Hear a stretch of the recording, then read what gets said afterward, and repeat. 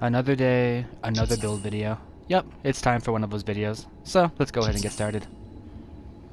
So, Sui, what on earth are you doing today? Okay, well today is actually going to be Halberds. You know, that one weapon type that's kind of just there in the middle. Halberds. So let's go ahead and dive into what I like to use on my Halberd build. So first we're going to jump into the weapons. Black Halberd Fortification, Assassin Sickle Fortification plus 10, jump into the Blood Veil, GXH Storm Fortification plus 10. These are the main ones I like to use. Of course, you could argue, where is the Obliterator Axe? Well, I like running builds to how I like them, so I'm not exactly too fond of the Obliterator Axe. So I'm going with mostly the Dexterity Halberds. A scaling and Dexterity, you know. A scaling and Dexterity. Dex Halberds are the theme of this. So next we jump into the passives. Well, yeah, passives. Improved Regeneration. Why? Because normal regeneration sucks. Swift Destruction for normal mobility to get a 10% damage bonus. Dexterity and Mind up. Halberd Mastery. These are the passives. Of course, the Halberd Mastery is kind of mandatory for a Halberd build, you know. As for the Blood Code, Queenslayer. Why? Great dexterity, good mind, some nice strength mix in there too. It's just an all-around good blood code. You really can't go wrong with Queenslayer. Down here we use Restorative Offering for its obvious reasons. Adrenaline, Bridge to Glory, Overdrive. Pretty basic setup. As for the gifts up here, Chariot Rush, because Chariot Rush is fantastic. Iron Will for some extra defense, which that is a 25% damage resistance while it's active, so it's pretty nice to have. Somatic Zeal to increase strength and dexterity, just giving a free damage boost with boosting our stat scalings. And Usurper's Blade.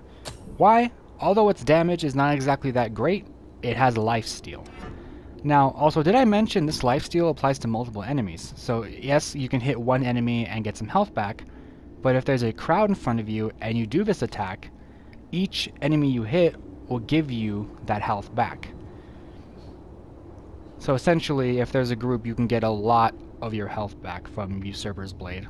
However, I wouldn't rely on it too much for damage, but more of a method of self-sustaining. And it also looks cool, so. Of course, you can swap this out for anything else, but having a little bit of extra survivability is always nice. One quick thing to note about Chariot Rush is that you can cancel moves in between it. What do you mean by that, Sui? Let me show you. Gonna go ahead and test it on the dummy here. You can start the attack, and then you can roll out of it. So if there's an instance where you find yourself like, oh, maybe I timed this wrong and I'm gonna get punished for it. Well, have no fear, because you can roll out the attack, and just cancel it, and try to dodge. For another example, cancel.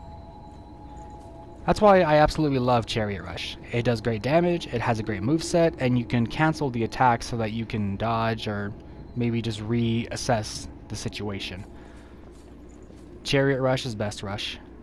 Not only can you cancel attacks with Chariot Rush, but you can also chain attacks with Chariot Rush. For example, you can start your attack with Chariot Rush, and then change the gift.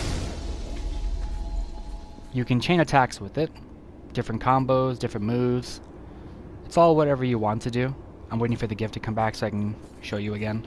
What's the Ichor cost? 10? Okay, cool. So let's go for another example. We're going to start the attack with Chariot Rush, and then press this Usurper's Blade, and it's going to chain real nicely. So what type of creative combos you can put together with Chariot Rush is entirely your decision. That's why I love Chariot Rush. Okay, just time for a little basic damage test. Adrenaline, Bridge to Glory, and Overdrive. Go ahead and give it a nice Chariot Rush, or even stack together Somatic Zeal, because if you go for an example here, we have 26, 20 attack rating on the Black Halberd, but if we use Somatic Zeal, 2690. It's just free damage, really. So it's pretty nice. Let's go ahead and get the Ichor back, so we can do our Chariot Rush. Okay. And go. Some very nice damage. Of course, you know, your overdrive can run out if you get hit, so really, it's just for that quick damage boost where you know you're not going to get hit. So of course, I would like to come out and say that you can do this build any way you want to. I just have a preference to way that I like to do builds.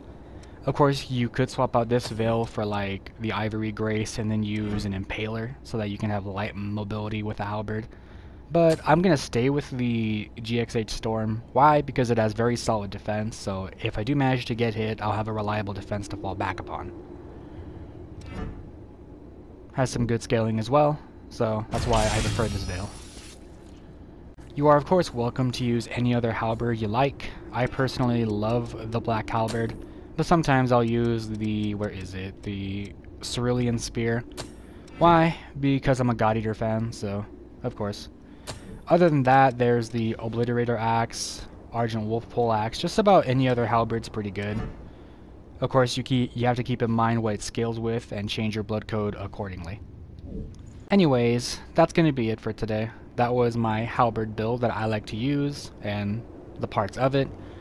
Of course, you're always welcome to make changes to anything and everything. Why? 'Cause it's code Vein. Having the fun and the diversity with your builds is very much the fun of it. So, thank you for stopping by and taking a look at this video. I do appreciate it. Leave a like and subscribe, and I'm Sui, and I will catch you in the next video. Peace! Do take care of yourself.